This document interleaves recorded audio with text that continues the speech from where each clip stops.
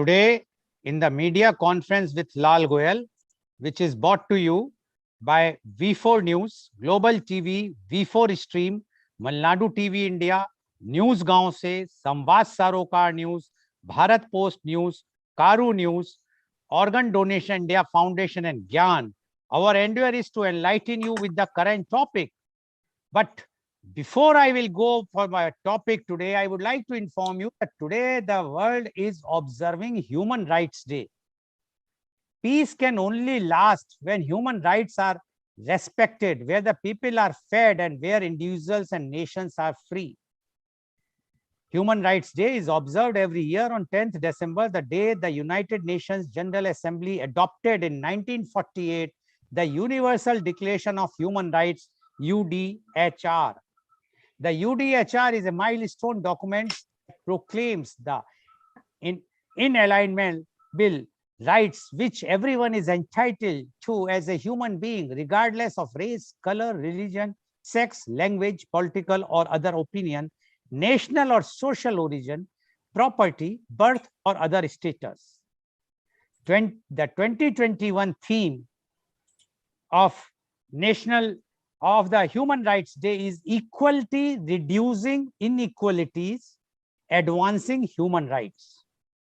Again, I am repeating, equality, reducing inequalities, advancing human rights. This year's Human Rights Day theme relates to equality. And Article 1 of the UDHR says, I quote, all human beings are born free and equal in dignity and rights, unquote. On this day, we are getting an opportunity to reaffirm the importance of human rights in rebuilding the world. Media conference with Lal Goel hopes that all the governments, whether central or state, understand the importance of human rights and adhere to UN Human Rights Day 2021 theme. Now, coming to our topic, I would like to inform you that we have even a special series that is called Thought Leadership Series. And today we are going to have this Thought Leadership Series program. Crisis moments create opportunity. Problems and crises ignite our greatest creativity and thought leadership, as it forces us to focus on things outside the norm. Thought leadership is fundamental in business today and consists primarily of finding and sharing great information in a way that attracts and retains. Thought leadership is when a leader's thoughts are being used by leaders to lead others. Thought leadership is influencing a narrative by understanding what needs to be done. A thought leader can be recognized as an authority in a specific field and whose expertise is sought and often rewarded. That can be an expert, a historical figure, or a wise person with worldly impact. In this series, we will be asking straight questions and we expect a straight answer from our guest. And today's our esteemed guest is Professor Dr. K. Sankaran. And Professor Dr. K. Sankaran will be speaking and giving the replies to my questions on Indic knowledge system. Yes, you heard rightly, Indic knowledge system. But first, let me introduce our guest, Professor Dr. K. Sankaran. Professor Dr. K. Sankaran is the Director of Justice K.S. Hegde Institute of Management, NICTE. He is B.Tech Honors from IIT Kharagpur, PGDM from IIM Bangalore. He has done PhD from Kent State University, USA. He has several years of academic experience in India, US, UK, Middle East, and East Asia. He started his career with Tata's. He has several years of experience in management, consulting, and project management. Dr. Sankaran has widely published his articles in highly rated international journals such as Strategic Management Journal and Journal of Marketing Management, and many others. Currently, he is researching in the area of higher education governance. Currently, he is researching in the area of higher education governance and andragogy. Welcome, Dr. K. Sankaran, on our show. Thank you. Thank you. Dr. Sankaran, as I introduced, about the thought leadership. And you being a thought leader who is thinking, who is doing research, who is writing, those things which are required in this present time very badly. And you have made some change, you have done so much work, you have done so much research, and you have published articles also. So we would like to know more. But before that, I will tell you what I will be doing. I will be asking the questions to you, and I expect that you will be replying straightly, because the questions may be easy, tough, and sometimes irritable. So I feel that you being such a big scholar with such a good experience, you will reply so that the knowledge or the of our viewers or the enlightenment of our viewers will definitely be there. So my first question to you is, we would like to know in a very, very simple and layperson's language, what is Indic knowledge system? All right. Indic knowledge system to me is dealing with human issues and social issues where human beings are there in a manner beyond what science has become as the mode of inquiry today. This is not against science, but it is about the restrictions posed by a large number of followers of science in terms of asking difficult questions and framing them in a manner that will create genuine solutions for human beings, groups of human beings, nations, and also non-human life forms. So to me, that is the idea of dipping into Indic knowledge.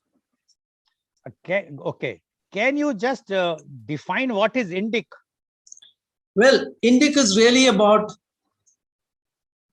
what we have, the kind of knowledge that has been handed down to us, which is subtle in nature, which is therefore spiritual in nature, which goes beyond religions.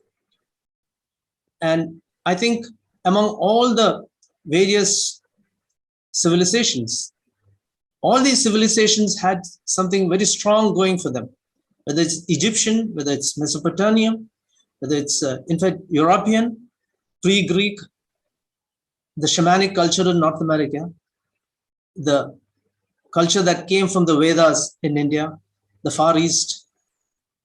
All these are indigenous. We call them indigenous knowledge. That's how the West calls it. So this is fundamental, and this actually lasted for a long time. And for some reason, for some great reason, these things got written up in India. So there were people, there was a group of people who actually sat down and wrote all these things and made it their profession or their activity, writing and preserving it. So since I'm in India, and since I have started understanding the depth of this knowledge, I'm trying to see whether I can understand this better. And if I can understand it better, communicate in a language like English, which is universal today, I mean, global, I won't say universal, global today, and kind of convey this and invite scholars from other cultures to look at this and see whether there's a correspondence between their own inner voices, if I may, and these inner voices that are enshrined in these books, which goes beyond science. So I'm a student of science as well as a student of, if I may call this, just comes to my mind, this word is new, and for me, it's meta science actually. Dr. Shankaran, Indic has something to do with the language also? Yes, it has a lot to do with language. Because there are some words like dharma that cannot be translated, I think. So now, after 70 years of independence, I mean, I'm saying independence, we're always independent in a fundamental sort of way, if we can negotiate our environment. But I think, political freedom that we received, I think first time we are saying we need to understand languages better. So dharma, for instance, is something to do with language. And I believe that while I learned a bit of Sanskrit and I had that, orientation of Sanskrit, I'm nowhere near understanding and speaking in Sanskrit and so on. But I think all people in India have a Sanskrit orientation because, all these had their origin in Sanskrit. And very interestingly, some of the most sublime of words in local languages get polluted or vulgarized to mean something negative. It's very interesting, actually.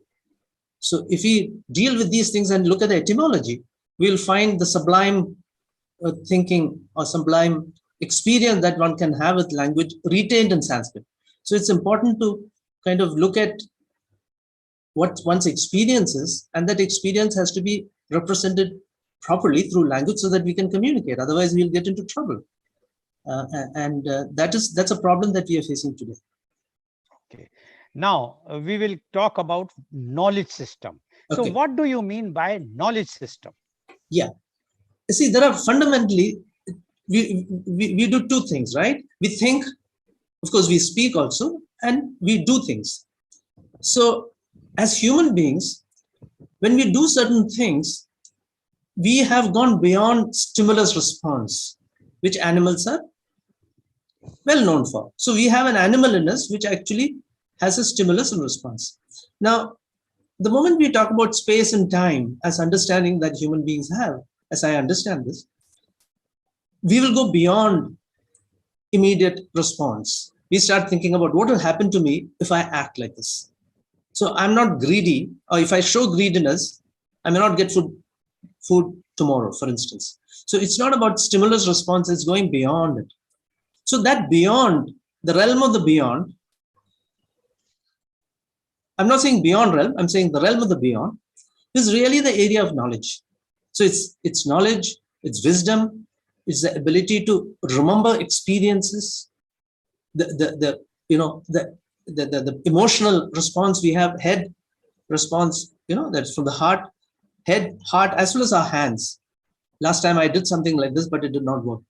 All this can be coded into language systems or through representational language of mathematics. So to me, a knowledge system is really dealing at that level where we can tell our children that, hey, you can cry and you get your milk, but if you keep doing that after a certain age, you may not get your milk. You have to stop crying, working towards getting your milk or whatever, nutrition. And that requires patience, that requires cooperation from others. It requires, several at different levels, other human beings, if we understand subtle world, help from subtle world, etc., etc. Now, so to me, the answer to this question, why so knowledge? Now you have mentioned about that. Yeah. Yes, please go ahead. Yeah. So when you talk about knowledge, I'm saying that realm which is actually thinking through these things, feeling these things, and actually also simulating this through our, mind. Like if you want to be a good driver, probably we can imagine we are driving. All this is in the realm of knowledge. So very quickly, one last sentence. Unless we give importance to this aspect of fundamental difference between an animal and a human being, whatever we talk about, the practical world is ridden with difficulties of, quick responses and, responses in the B.F. Skinner, in the behavioral, in the Pavlovian sense, as they say, immediate thing that will happen. So to create culture, to create connection with nature, we need to have knowledge. So I think everything is decided fundamentally by knowledge. I'm not saying everybody should be in this field, but we should recognize and respect people who are doing knowledge work. We should respect people who are doing gardening work because they're conversing with plants. So I think it's respect, all round respect for everybody, while at the same time acknowledging that whatever is dysfunctional and you have to stop it at that point. So I think to me that is knowledge actually. It's an underlying foundation for humanity and growth as human beings. So in other way, we can say that like if somebody is a gardener, Yes. he also require or she also require the knowledge. Yes. So knowledge is something which one has to acquire by reading books, by discussions, by doing some research. So that knowledge is required. If even if he is a mason, he will be a Yes, laborer, that's even correct. if he is a thinker, or Yeah, if yeah, he is a CEO of any company. that's So, correct. so according to you, the knowledge is required. Now, what is Correct. the difference then the knowledge and the education which we are having today in our country, Yes. anywhere in the world? Yeah. A student goes to the school, then the college, then the higher studies, Yes. obtain the take the educational degree. So Correct. what is the difference between education and the knowledge? After all, he is also educated and he is doing the work what you are saying. But Yes. do you think there is a specific difference between knowledge and education? Yes, there is a difference, and the difference is that knowledge is something that the unit for knowledge is the human being, the unit of analysis, so to say. Either I have it or not have it. It could be of anything. It could be through experience. It could be through observing my father, who is a craftsman. Whatever it is, that's knowledge. But the moment we talk about education, we are trying to democratize these abilities, and we are trying to make it, institutional. So to me, education is institutional, while knowledge is personal, so to say. And purpose of education is to bring as many people as possible into the realm of higher order thinking, so that they understand their own potential, their own limitations, ability to deal with others in society, and enjoy and have a delight in being with others. And that is ananda, actually, in the Indic thinking. So achieve this ananda, and you know recognize the humanity in oneself, actually. Okay. So you mean to say the philosophers Yes, the philosophers are having knowledge, correct. while a scholar is having the educational degrees or doing something for the educational things, but not the knowledge which philosopher is having. So there is a difference between a philosopher and a scholar or a educationist or educator. Yes, I think, I think in Sanskrit, for instance, there are several layers, like you have Acharya, you have Guru, you have several levels of people who do their job. So in society, we have, depending upon our inclination, if I'm able to empathize with students to a greater degree, and if I can actually feign ignorance with children, so that, I encourage them rather than show off, for instance, or something like that, I may be a better Acharya than a Guru. Or if I'm able to actually advise people at a higher level and get them to see big things, like Buddha talking to Angulimala and saying, Angulimala is coming and attacking him, and he says, stop. I stopped, so he stops. That guy says, Angulimala says, so Buddha says, I stopped long ago. When are you going to stop?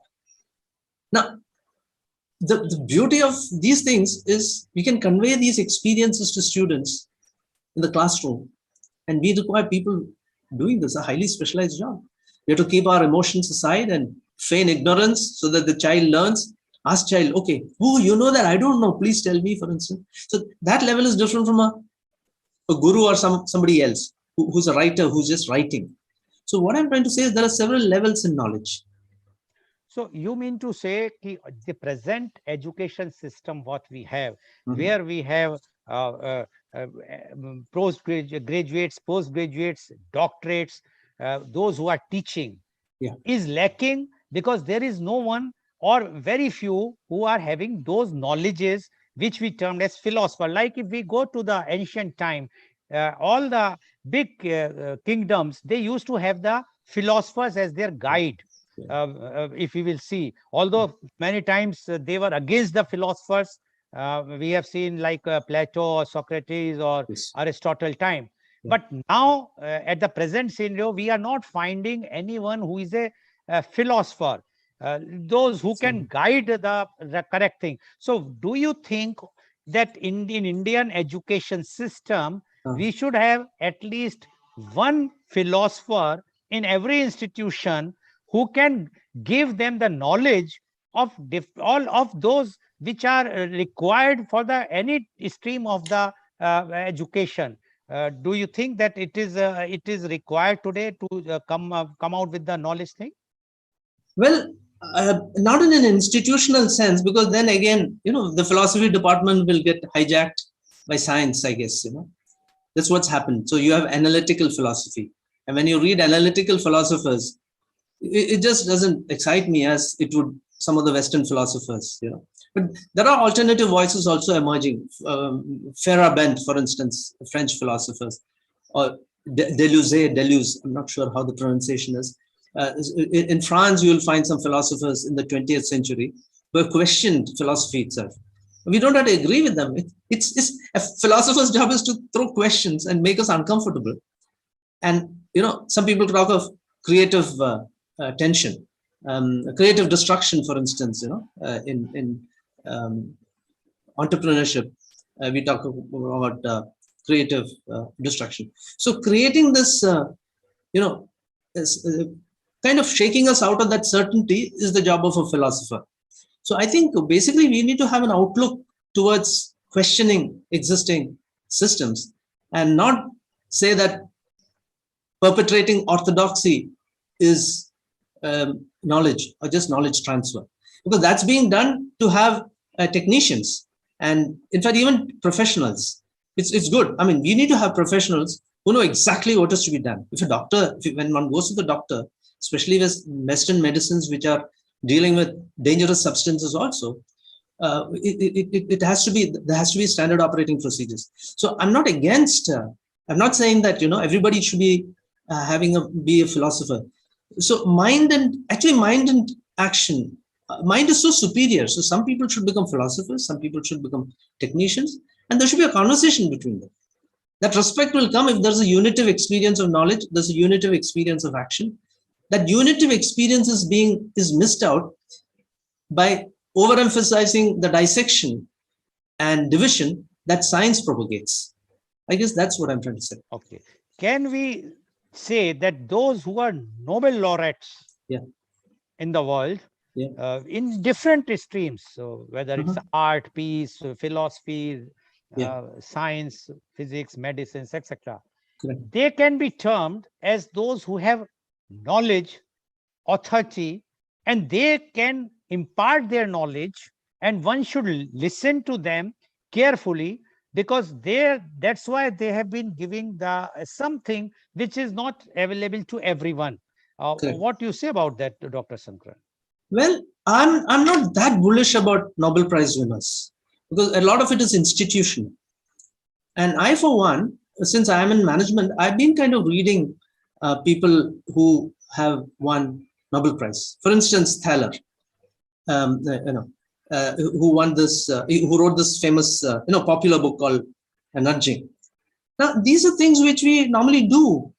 So, with due respect to amazing person, fantastic person, I know his students have been extremely benefited. I've read about, once they come into the class, we have to ask, why are they effective? It's because they're questioning existing order of things. But we don't have to have somebody else tell us to actually do that questioning. I think I have, great appreciation for some school masters who did the right things and asked us to do different, things differently. So I don't think we should listen to our inner voice.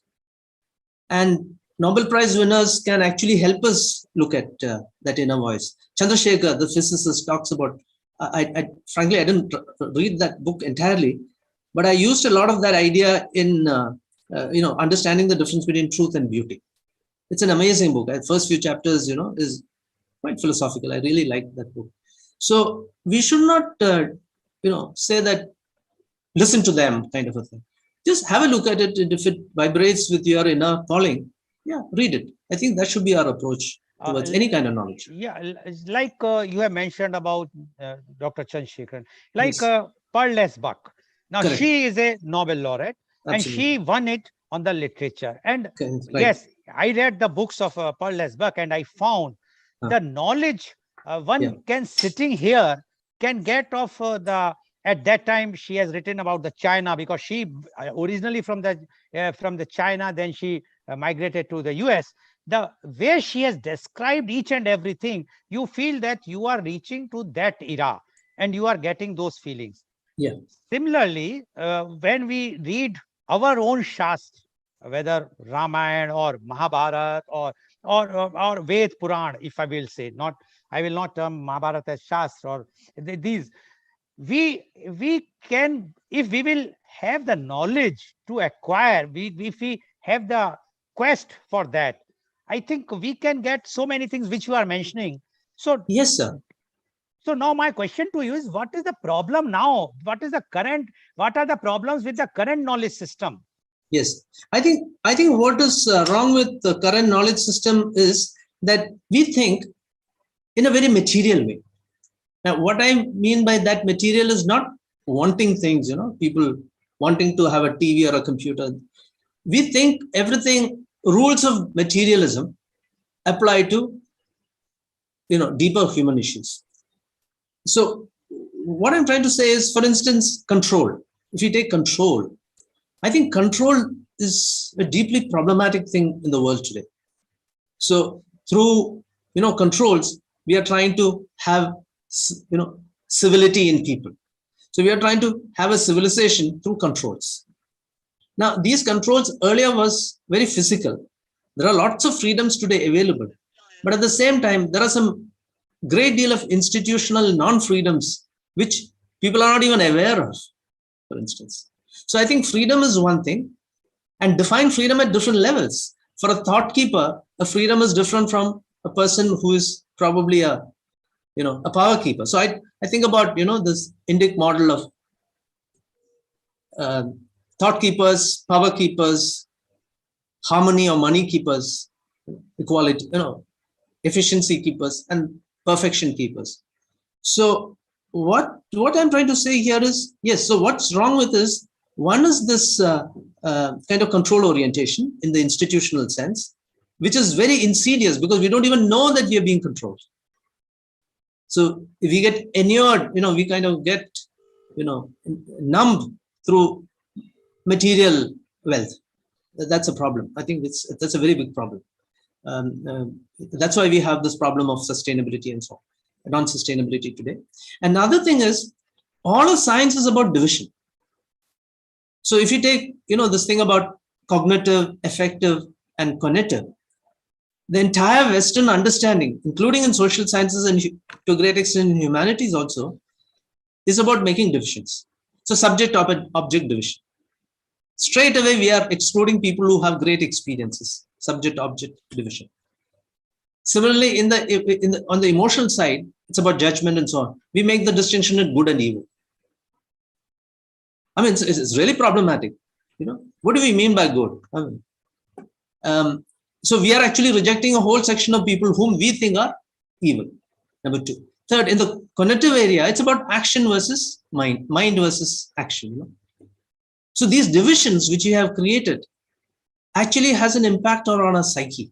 And I have noticed this myself. I'm saying it from experience. And also there are some process philosophers who have talked about it.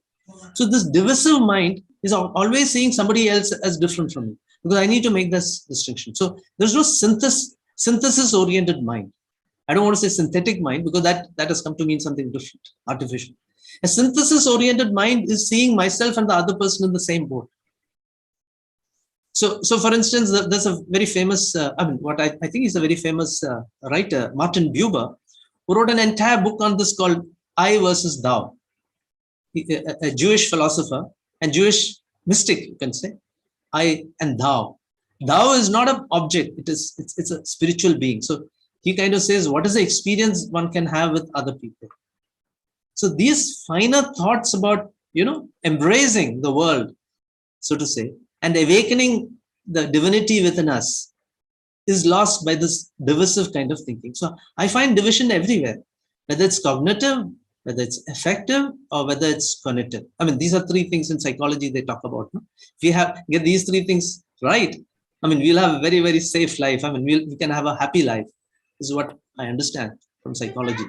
But that process of getting to that level of delight or ananda is through division. I have a problem with that. As a person who is in the current role, my current disposition is that of a thought keeper. But I have great friends who are power keepers, and if they respect each other, so it's multi-dimensional existence and not one standard thing that everybody tries to achieve, to have a Ferrari or something. That seems to be the current model, which I call materialism. Because in the materialistic sense, have more of things, and having becomes more important than being or becoming. I mean, Eric Fromm has talked about it. Western philosophers have talked about these things. But all these things have been coded in a nice manner, as I see, in the Indic wisdom tradition, and everything has got an answer. Okay. Now my question to you is, you are doing work on Indic knowledge system. That's correct. Now, what has been your work, Okay. and how you will try to explain to our viewers Okay. what is Indic knowledge system and how you have worked on it, and what is your experience about it? Yeah, actually, I'm new in this area. About a year, I have been thinking about these things. But earlier, I did have some thoughts about this, but I did not think about writing long papers. An academic, I think my contribution is in writing something that looks at at an issue from different angles, and kind of, what should I say, go into the depth of things, which requires long papers. Fortunately, unfortunately, but it should not remain with just people who read these long papers. It has to issue forth in actions, which can be done with students. So I have written two papers in the last 1 year, two long papers. One was called, actually, I wrote this down. The title of the paper is, very quickly, Rediscovering Indic Scholarship Using the White Canvas to Embed Western Theories. So what I'm saying is, Western theories are not different. It's a subset. It's a special case of Indic thinking. So Charvakya, for instance, is materialism. So we can actually see the Western thing, whatever thinking is happening, management, or in the knowledge of in the area of knowledge management and so on. We can quite see whether that these can be put into certain categories. I'm not always for categories, but then if it's sufficiently flexible at the highest level, categories are good. So whether it's communication theory, or whether it is, you have Samvada, Vada, Jalpa, Vidanta. I find that a fantastic way to understand things. So like that, we have Samadhana, Veda, Danda. I had a problem with Samadhana, Veda, Danda, but then I realized that it's a meta theory without any ethical aspects attached to it. In India, there's we don't moralize. Actually, what you're saying is, if you do certain wrong things, you'll have to pay the price for it. So it's like the Buddha who said, anger is like carrying a piece of coal in your hand, ready to check it to the next person who's coming by. So what I'm trying to say is, these meta models, for instance, is very attractive.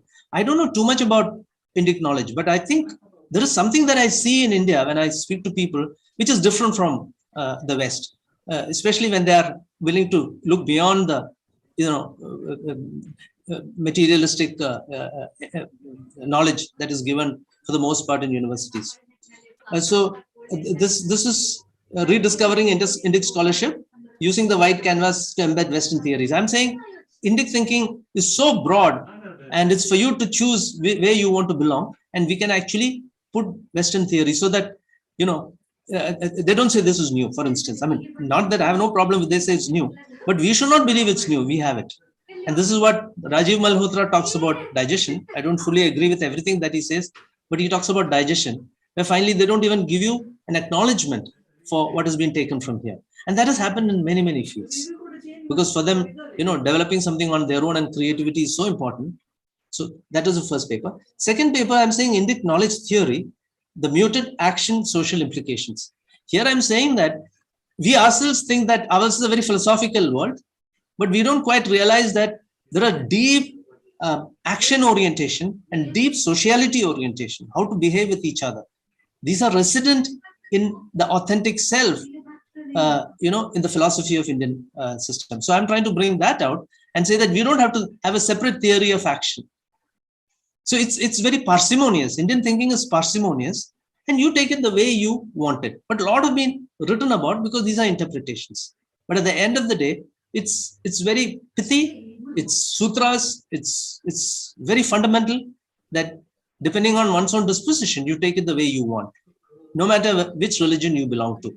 Some people might disagree with me on this, who have understood this probably better than me.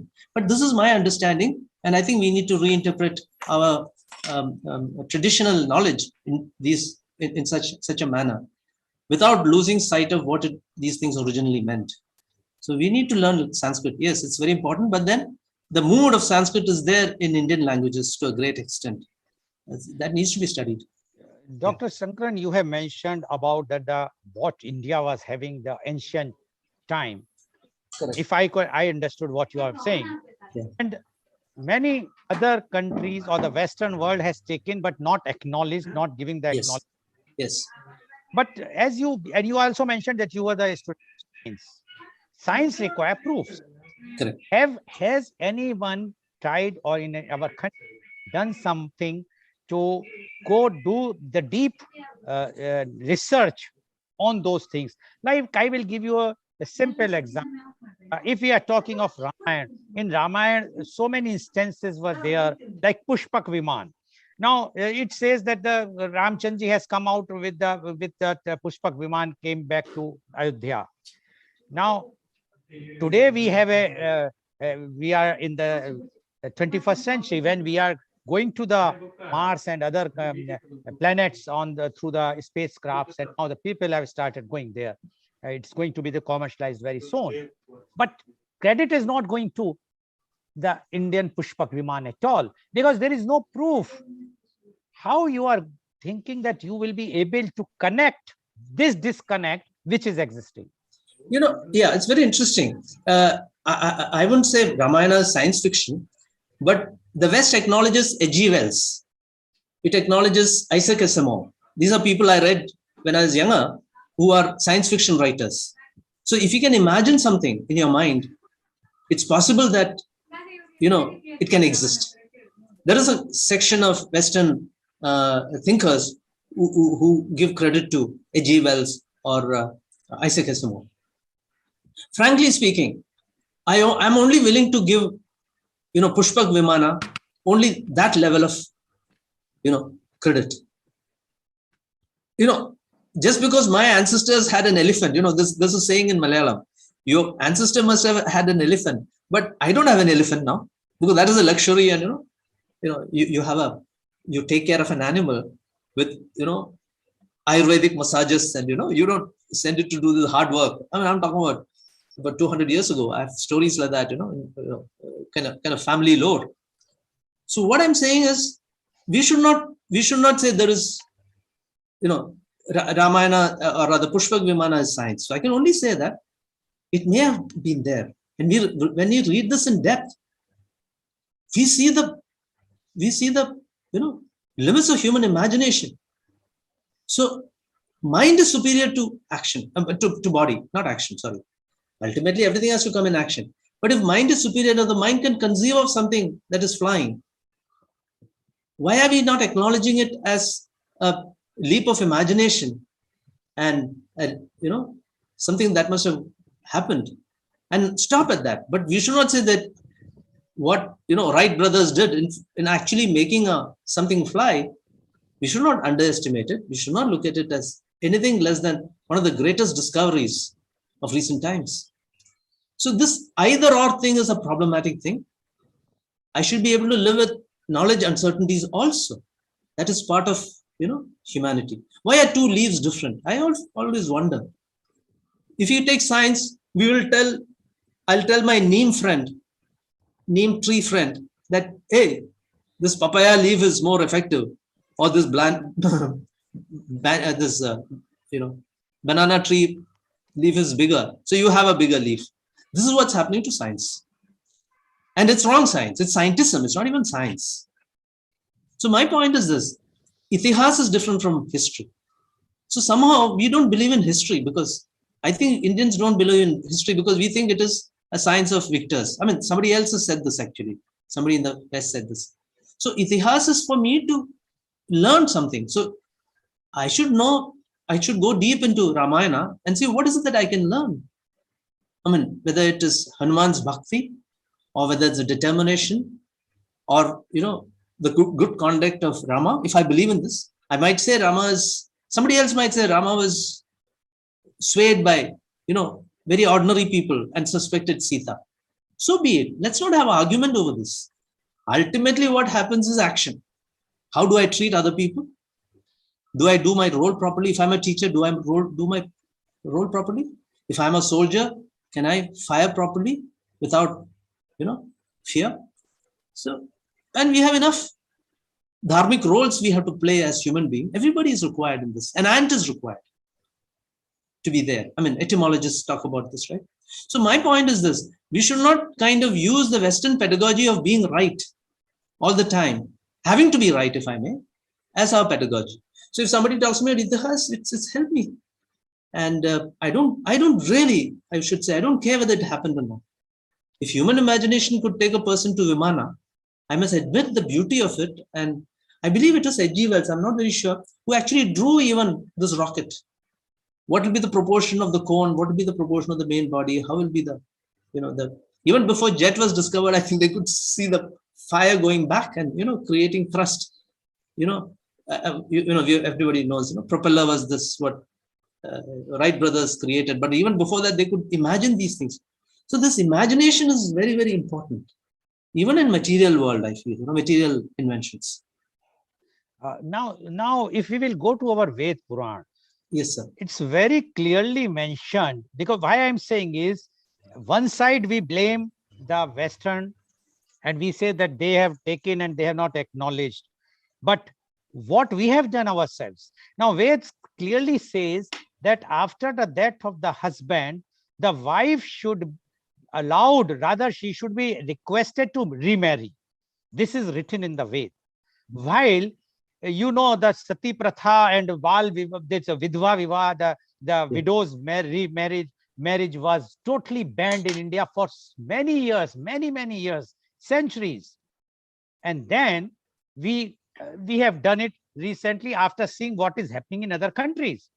Yes. Now, one side we say we are the best, yes, and we ourselves have changed as per the need of our own selfishness, I must say, of that time, that those who were ruling or those who were those so-called the pandits or the dharm gurus or the religious heads, that they have given the interpretation in such a way that people were forced to understand that the widow's marriage is banned. But now it has come to the knowledge that no, it was not banned and it was written in Ved. So do you think that like we say, little knowledge is harmful? Either we should study properly, otherwise we should not stop. We should not study at all. What do you say about this, Dr. Shankar? Yeah, I think what you're saying makes a lot of sense. I think half knowledge is dangerous, because then facts will parade as truth. Facts cannot parade as truth. Truth is something which is too sublime to be bandied about and spoken about. It has to be realized, and only with such people we will be able to explain what we have in mind. And that's why I love coming to, seriously, I like being in your forum, because you're not thrusting down your idea on others. But then at the end of the day, I think I gain a lot, and I think our youngsters who listen to all this, or anybody for that matter, if they're willing, they will learn a lot. So I think we need to study these things. However much studies we do, at the end of the day, it has to make that local sense in a way. When I say local, I'm saying at the individual level, it should make sense. So when we start looking at that, we will find that I think our respect for women should be very, very high. Actually, it's indeed very, very high, because we have the goddesses and amazing. So I personally, I don't have to talk personally about myself here, but I think I'm trying to understand these things deeply, and I find the mandalas, they have helped me achieve certain habits of the mind, the habits of the body. It's enormously helped me. So I think these symbolic things, if one takes it seriously, is tremendously powerful. And I think we need it, because we need to empathize and be empathetic to human beings. So I'm completely convinced that the so-called, I call it Chaturvyuha, you know, the four classification of people, it's by temperament. And I've been in different stages, and I've talked to some really great experts on Sri Aurobindo. They said, yeah, you may have two different, I think one is for, let's say, knowledge, the other is for perfection. That's so, so you have knowledge, power, money, or harmony. Harmony, money, probably the origin. There's something about it, transactional equality, and then, perfection. So my sense is you're right, absolutely. We have to interpret it in new ways, and leave it. The last mile has to be left to the reader to interpret it according to his own station in life, that point in life, and be uncertain about that. It's okay. I mean, we don't have to be exactly, two people need not be exactly identical. So that will create a problem. That is homogenization that happens, monoculture, mono cropping, and so on. We know the problems of that. Dr. Sankaran, when you are saying that the knowledge, how we interpret, but there were many, I must say I will not say, but like I will give an example of Mahesh Yogi. Now, he has come out with a transcendental meditation, Yes, in which he has achieved, rather, I witnessed myself that where they start floating, although it was not that they are going up for 2 meters or 3 meters, but at least few inches they are above the earth, and when they are in the dhyan. But he was not given that importance or that recognition in our own country, and ultimately he has to leave the country. He has to start his organization in Netherlands, where he shifted the headquarters. Don't you think that we talk about all these ancient things, about the knowledge and everything, but when we have to accept it, we are either very slow or we do not want to do it for some reasons. I can't explain because I don't know about those reasons. But when you have studied, what are the reasons why in India we are not recognizing our own things, but because we require proof. By giving something, until unless you will not show, nobody will recognize. So do you think that we have to give more recognition and do some more research, and give the proofs to everyone, including the Western world, so that they will understand why India is having such a ancient glorified history, or the as you said, the knowledge system, Indic knowledge system? I'm going to be unkind here to our own countrymen. And you can only be unkind. A kind heart can be unkind to people only when we see the potential. Otherwise, if it's coming from an unkind heart, it'll be too sharp. But to correct things, I believe, with our students, with our children, we have to speak the truth sometimes, and sometimes it might be a little harsh. So if that is okay in your forum, I would say that I'll say this, I mean, with due respect to everybody, I could be wrong, but my thesis, I'm always in doubt, but when it comes to action, we should not be in doubt. But mine should be always with doubt. That is a problem again with Western pedagogy. Be so cocky that this is the right decision. No, decision making in management should be very sharp and quick, but that doesn't mean that we have no doubts. So if given that kind of a environment, I will say that Westerners are rajasic. They need action all the time. So they're extremely rajasic, I feel. I've seen it in my colleagues, I've seen it in my professors, I've seen it in my students. Action, action, action. While we talk about sattvic things, but actually we want stability all the time. And stability, I'm not saying stability is a bad thing, but stability can actually be tamas. Actually, stability is about tamasa, tamasic orientation. So I'm saying that if there is something like a collective psychology, I think in India, the collective psychology is tamasic. Sorry to say this. Well, we know something, but that's at a cognitive level. That's not at an experiential level. But Westerners are rajasic. That's why we find our students going abroad, according to me, according to this theory.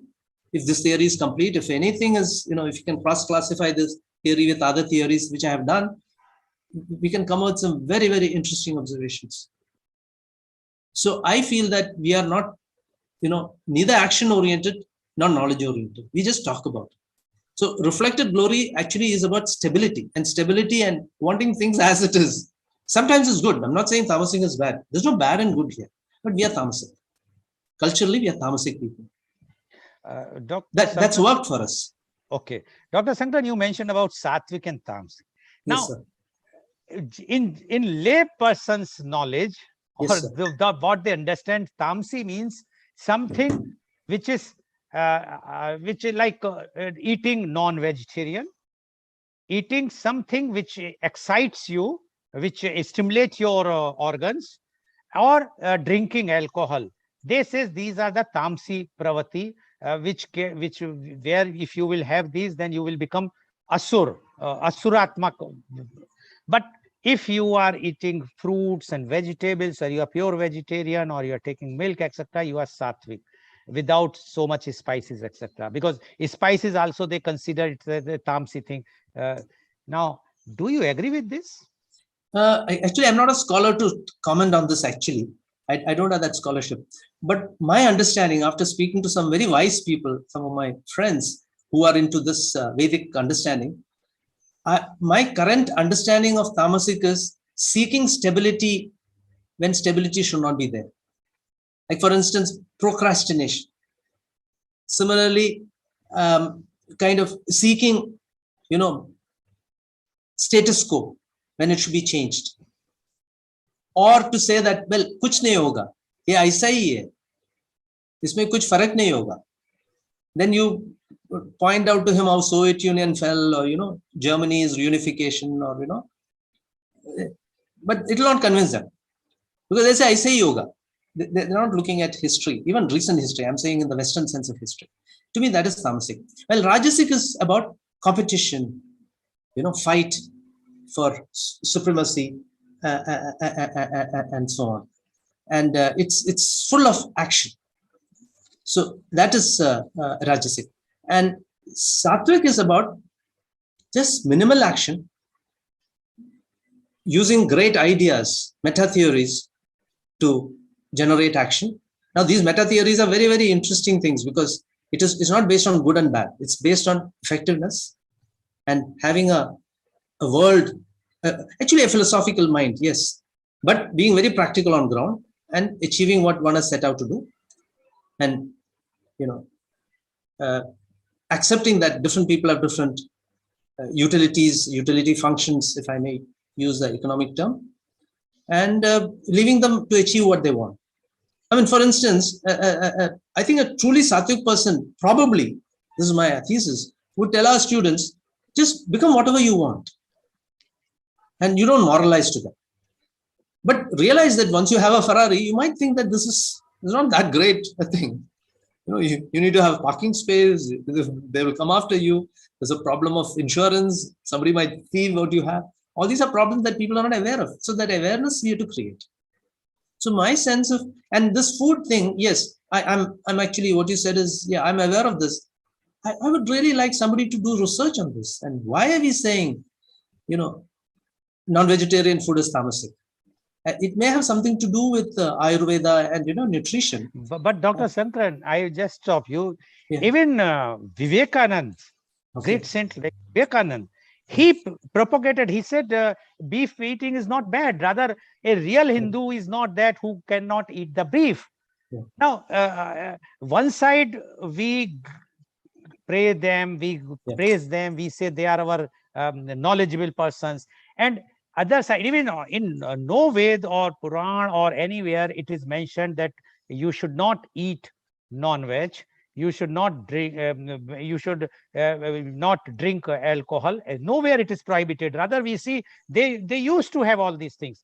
Then why we are in nowadays only mentioning these things and highlighting those things which suits us? It means our knowledge system is for the time. It depends on the what it suits to us. We interpret it like that, and we convey to the public at large or to the students that this is what is written, although it is not written. do you think we require lots of research, the authentic research, Yes. who can come out giving all the details, or sab chalta hai wala, what you mentioned, should go like this? No, I think what is required is, we have to uphold authenticity, according to me. We should not uphold efficiency in management, for instance. So if everybody is authentic, relatively authentic, there's no fear based on which they are reacting to situations. I think all these things will be taken care of. So one will figure out whether, a certain type of food is appropriate for oneself. I, for one, I used to smoke till 9th of May 2001. I'm being so precise just to say I remember that day. So I went for Vipassana meditation. I must have stopped 100 times before that because I knew this was not helping me because it creates a cough. I'll smoke more than what I could handle. More than 4 or 5 cigarettes, I used to get a headache. Still, on days when I thought I am tense in the office, I'll go and have 10 cigarettes and next day come down with a sore throat, literally. So what I'm saying is our whole approach should be towards getting people to know where they are, what they are. So we have to give superior experience to our youngsters. And that superior experience is not done through, trust reducing examinations and so on. I mean, it's a very difficult thing. I don't know how to do it entirely, but in small groups, you can do this, what I'm saying. So so to answer your question, yes, I think we should not impose anything on anybody. But if collectively, if 10 people say, I'm the 11th person in the group, I mean, this is what I believe. I'm not saying others should believe in it. If 10 people say that getting up early in the morning is at 4 o'clock is important, and if I get up at 5 o'clock instead of 4, and it's creating a problem for that 10, I must have the graciousness to say that I'll also get up at 4. Because it's inconvenient for this. Yeah, that's true, Dr. Sankaran. But yeah, without giving a wrong quote from yeah, our ancient history or ancient books, yeah, by saying that it is prohibited to eat this, to wear this, yes, to do this, when it is like this, yeah, it gives a impact yes, yes, that you want to convince somebody. If you are teaching someone good yeah, habits, doesn't mean that you will give a wrong example or quote wrong thing from our ancient books just to convey a good message. Or you think that saying a lie is good if it is beneficial for others, which we always hear कि छोटा yeah. झूठ जो होता है अच्छा होता है So, अगर हाँ. yeah, Do you? actually, it's a very interesting thing you're asking. Can I just quote? Yeah, And please. I don't normally, things don't become by heart to me, but this was so beautiful, it became by heart.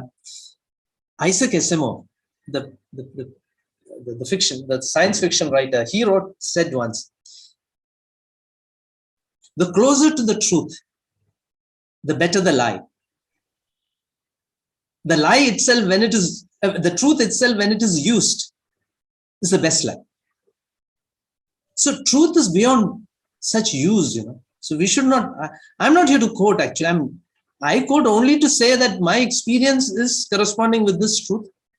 And it's a reflective process. Any good writer is actually into a reflective process of rediscovering himself. That's why it's research, according to my understanding.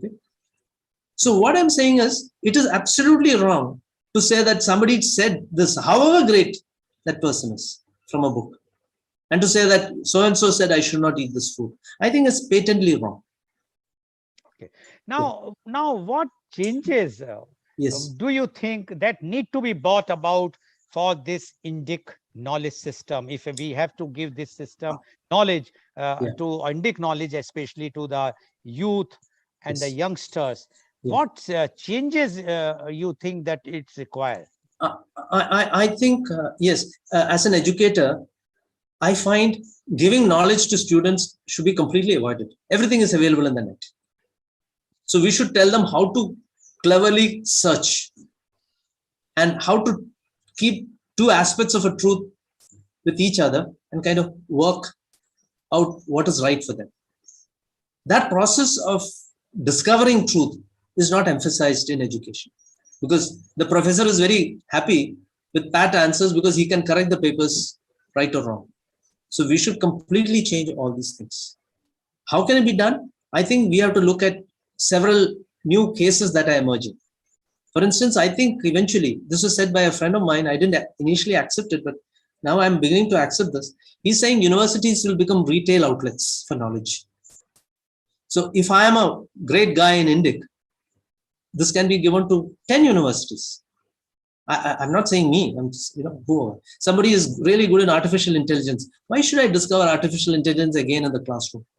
So universities will become retailers, and they will do all this, regulatory stuff and all that will be there. Hopefully, they'll allow this. So what I'm trying to say is that Dr. Sankaran, you yes, sir, mentioned the university as retailer.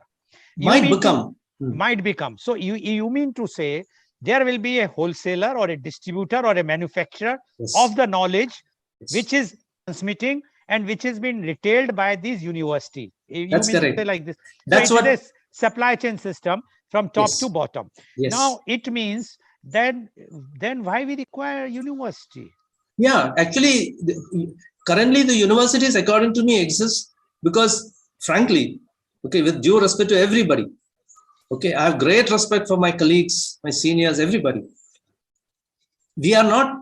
We see, all systems have a certain inertia, so it is not as fluid as people who are seeing things. I mean, individuals can see things. So I really think we need to question, and we really have to take the best from everywhere. If a Harvard University professor Michael Porter can teach competitive strategy, why should I teach competitive strategy? I should bring him in, and I should really critique him. This great man is worthy of being critiqued. So I should be able to critique him and say, these are the problems he may have. And then leave it at that, so that students become very, very sharply focused on action when it comes to it, but not be cocky about it and say, because I learned it from the textbook, I'll do it. This is what I think practitioners are looking for. So you mean to say the National Education Policy 2020 is also considering all these changes, or nothing? Are they going to have this type of knowledge system in India? I think there are institutional mechanisms that's preventing a true flow of knowledge and true, what should I say, absorption of wisdom. That's why we have. You are giving a very, very, very important. What you are saying is not. I'm not sure that people. I am sure that people will not digest this. It's a. Yes. You are giving a very revolutionary idea. Yes, you sir. are saying that. You are saying. I'm repeating. You mean to say that there are institutions who are who are Yes. becoming a barricade in the gain of the knowledge. For that they don't want, they intentionally don't want that the knowledge should go to the students. I'm not saying they're doing it intentionally. See, let me say something even more controversial, and I include myself in this also. A genuine thief who says I'm a thief is less dangerous to me than a person who genuinely thinks that he is doing the right thing, isn't it? And that person may be accepted by society as an honest person, but he is problematic. We've seen this in politics. We say this man is such a great guy, or this lady is a great guy, a great person. But after the death of that person, we find the whole party completely gone. So this one-manship is there.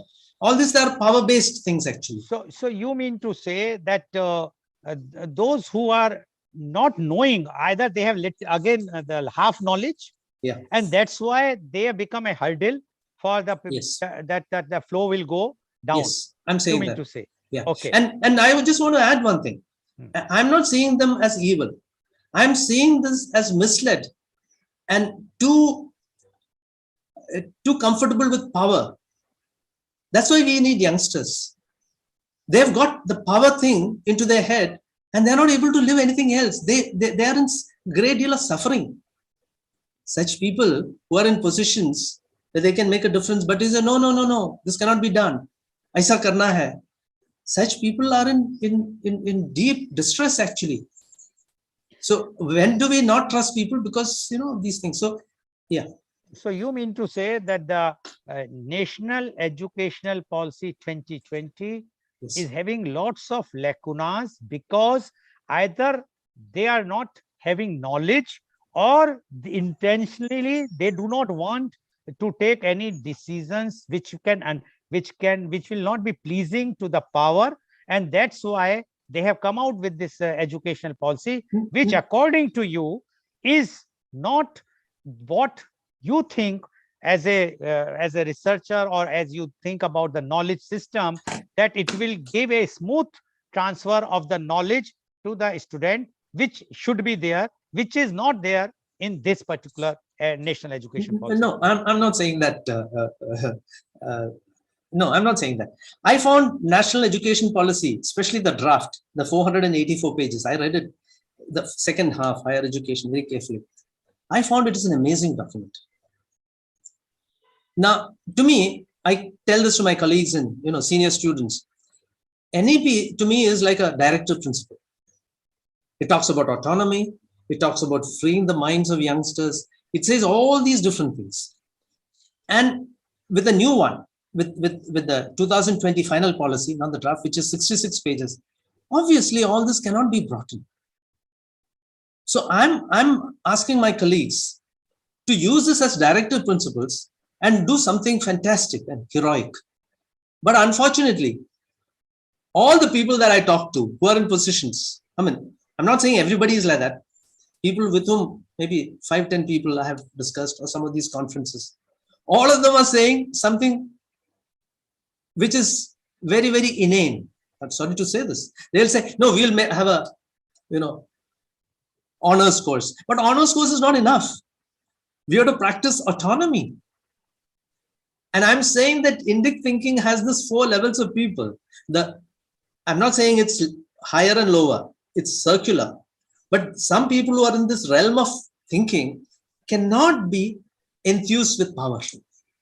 It'll attract people who are actually power oriented. So it'll become true chatrik, which is wrong. I should be willing to give up my power. I should be willing to give up my lunch for knowledge. So even when I was in practice also in companies, so when they say be practical, I ask them, if I have the freedom, not all of them, I said, tell me one real great teacher you had. You are in this position because you have an MBA or a PhD. I'm also in the same scale, so I have nothing against individuals. They say so-and-so made a difference. How did he teach you? Invariably, it's because she or he did something phenomenally different from the run-of-the-mill people. So I'll give you one example without mentioning names, because there was one teacher in IIM when I went to PGDM who had every week she had a test. And I consider one of the greatest teachers I have had. And I had a professor who was teaching something which is more qualitative, who said, I don't believe in exams. I'll give you one term and paper. I got into research and sociological I've got a kind of a sociological thinking. I got it because of him, because he used to make us read Talcott, Parsons, and Santayana. Now, so this variety of experience, we don't know where we will go. So according to you, the implementation of national education policy is again a jumla. It's a jumla. That it is not going to be implemented, and we have just shown. So the educators, the students, and the private players, so all the stakeholders in education systems are very happy that we have a very good national education policy 2020, but it is in the book, in the form of book. It is kept. We will pray to it. Oh, this is our national education, but we are not going to implement it. I don't know whether we will not be. It is not going to be implemented. Yes, they don't know it actually, because they are interpreting 3 + 2 + 4, and they're talking about very quantitative things, honors and exit and all that. But all this, the spirit is lost. Okay, now I am coming to our topic, which is about the Indic thing. Yes, sir. You are saying about the knowledge system. Yes, but sir. Why only Indic in nature? Knowledge is, whether it is Indic or anywhere in the world. Yeah. Why you take it only that we will concentrate only Indic? Before I answer, I'll tell you, your questions are fantastic. It's very, very probing, and I'm not just mukhastudi nahi hai. It makes you think, but I've thought through many of these things. That's why I say it's about indigenous knowledge. It is not about Indic knowledge. But first, I should know what is Indic, because I genuinely think that India is unique in having recorded these things. And despite so much of conquest in this country, despite burning down of books, and I'm not saying with anger, I'm saying it as a fact, it still remained. Because you can take this idol and hide it and say, now you can destroy it and put fire on this place. But the real stuff is in this vigraha. It's not jada. It's not even bimba, if I understand these words correctly. So what I'm saying is, here is a civilization which withstood all kinds of onslaughts, precisely because there were some people, our ancestors, I'm saying ancestors for whole of humanity, wrote these things down and recorded it and kept the purity of that language. And they said there should be two kinds of language. One is the pure language, then you can have a spoken language. So what I'm trying to say is that there should be some people who really are seeking knowledge for knowledge's sake. When we say this in India, they will say, how will you be practical? But there should be some section of people who are willing to give up a lunch for reading a book. It could be Adam Smith's, I'm saying as a business professor, I'm saying Adam Smith's Wealth of Nations, or it could be Karl Marx's Das Kapital, whatever. I mean, so long as it's not scatology and it's not titillating me at a bodily level, all books are accepted. Do we have libraries that believe in this? They say put 5 copies, 100 copies of so-and-so book. It's very problematic because we think that our engineers will be best trained by, reading that book and knowing it. In fact, that's a problem. Opening the mind is our job. And that happens through a serendipitous process. It's a beautiful word. We don't know what will open the mind of the students. I'll give you one example, sir. I had a student coming and telling me, I'm not good in communication. So I said, what's your mother tongue? He told me his mother tongue, which is not obviously English. None of our mother tongue is English anyway. So I said, what is your basic education? He said, he gave me the language. I said, tell me one author. I don't know many people. I know authors in this area, but I don't read that language. And he told me. I called the librarian, business. So I said, do we have, he says, we don't have that language. I said, find out some books and this guy is going to come to you. Please help him. And I can tell you after 2 years, when he took the degree, I'm so proud to say this. He was communicating well. I don't know where he is now, but he got a damn good job. He had, stopped being ashamed of his own language. So to me, a language is so much more important than simply what I speak just like that. It's my experience. And I should be able to explain this. I have one very related thing. I said this in Delhi when I was teaching in Delhi. So one Tamil boy said, sir, I've got an interesting example. I said, okay, go ahead. He said, my grandmother from Tamil Nadu comes and neighbor is Punjabi. They talk to each other whole day. They don't know. One person doesn't know Tamil. The other person only knows Tamil. The other person knows only Punjabi. What are they doing? So this whole, the materialist world has told us about, if you're going to Japan, if you're going to Arabic world, you have to do these things. I think that's all not required. We just have to look at the variety and observe things. Wow, look at this. What I give importance here is not important there. So that sense of observation is more important. That's communication. And empathizing with people and their environment is the best thing that we can do. I think I've digressed a little bit. Dr. Sankran, you have given two names, Adam Smith and Karl Marx. Correct. Why no new names from India you have given? That's because, I'll give an example of why we have stuck up these things. I'm not an expert on China, but I have read Confucius and Mencius. I consider Mencius' writing even more sublime and fantastic. Now, I don't know. I mean, this is worth researching on. I think the moment we talk about Chinese are not doing good things to us. We all know it. Okay, there's a lot of anger, and rightly so. I feel they have taken the worst of the West, the worst of communism, the worst of capitalism taken. And then we say this is Confucian thinking. I don't understand. I try to understand why they are saying it's Confucius thinking. It's so much more subtle. This is such gross behavior they are displaying at a political level. I'm sure it's not. I've taught Chinese in Hong Kong. So what I'm trying to say is it's so much more subtle. The world belongs to a subtle plane which is forgotten when we are materialistic. So so I'm saying Karl Marx and these guys, these are extremes. Unless we know extremes, you will not be able to figure out the gray at which one should be. That's true, but why we see whenever we talk about our ancient time, we quote Yes. Ramayana, Yeah, Mahabharata, yeah, Ved, yeah, or Chanakya. Why we are not giving the thinkers of present time, like Adam Smith is not from yeah. ancient time. No, Similarly, yes, when we mention about China, yes, we say we enemy country, blah blah yeah, blah. yeah, But yeah, one we have to respect, they are number one right now. And you yes, see the progress in late 80s, till 80s, they were called the opium country. correct. People were with the opium and they were Yes, down. And today they are number one. yeah. They crossed even the USA as far as the GDP and all those things are concerned. On buying parity. Yeah, yeah. So my No, point is, yes. we don't you think that we have only one problem, that we always consider ours as a superior, but we do not want to cultivate or inculcate those superior qualities among ourselves. Rather, we just see the negative parts of the others. We are not, You're right. as initially you mentioned, that we have to do our thing so that it will go. And Correct. so do you think that by this, your Indic knowledge system, Yes. we can talk about ourselves, and when we'll talk about Yes. ourselves, our own knowledge will go, and then only we can say that we are Wish Guru. You are absolutely right. Absolutely. Unless we have confidence in ourselves, we'll never be able to do anything, even do good for ourselves.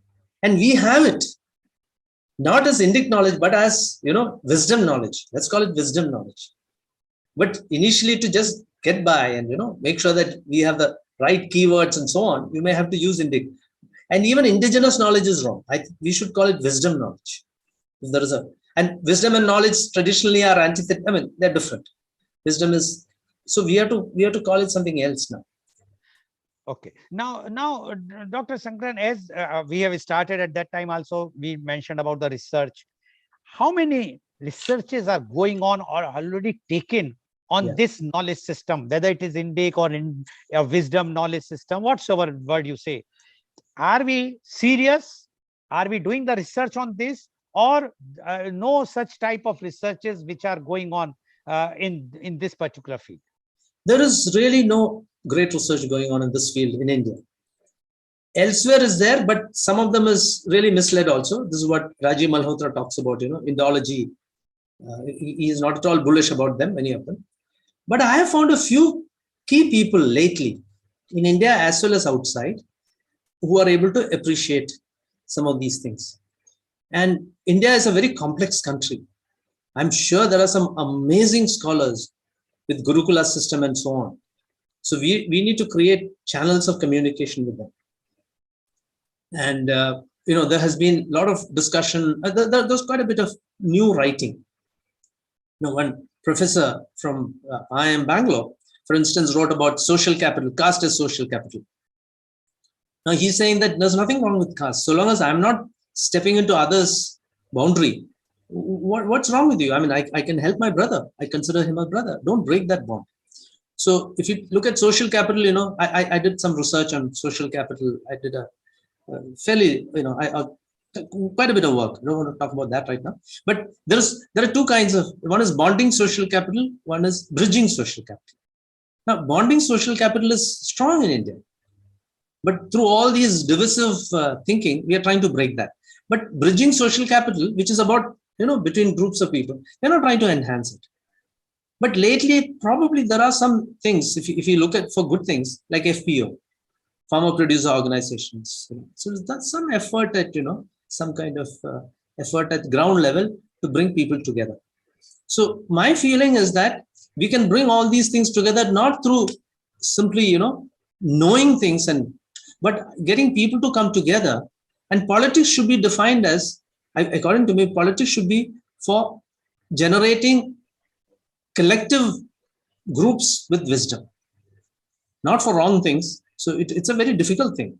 So according to me, NGOs should come up so that people, for genuinely their rights, they will argue.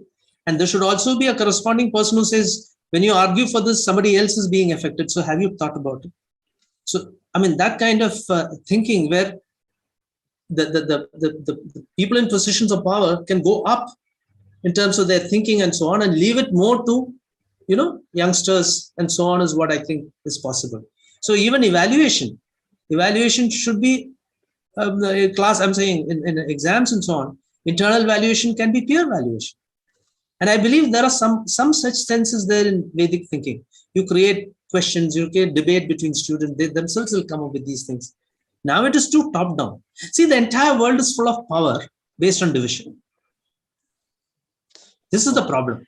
Whether it is subject object in research, or whether it is good or evil when it comes to emotions, or when it comes to actions, action versus doers versus seers. So this dialectic, Hegelian dialectic, has been completely hijacked. So I asked some of my friends who have communist inclination, what do you mean by materialistic, what is it? Dialectic materialism? I'm not able to see that actually. Because if I lose this, that person gets it. So material is, you can't share material as you share love or goodness and hatred also, I mean, for that matter.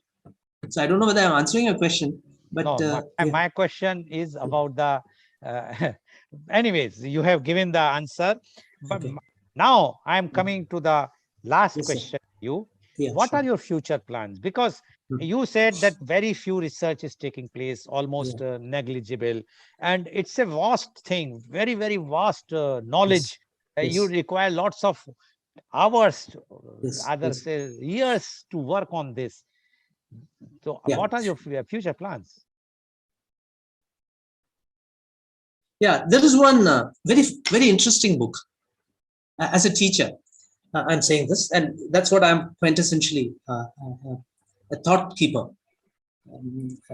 So there's a famous, it's a very famous book in the US. It's called The Courage to Teach. It's by a person called, either I'm trying to figure out, Palmer Parker or Parker Palmer. Both these names will appear. I think it's Parker Palmer.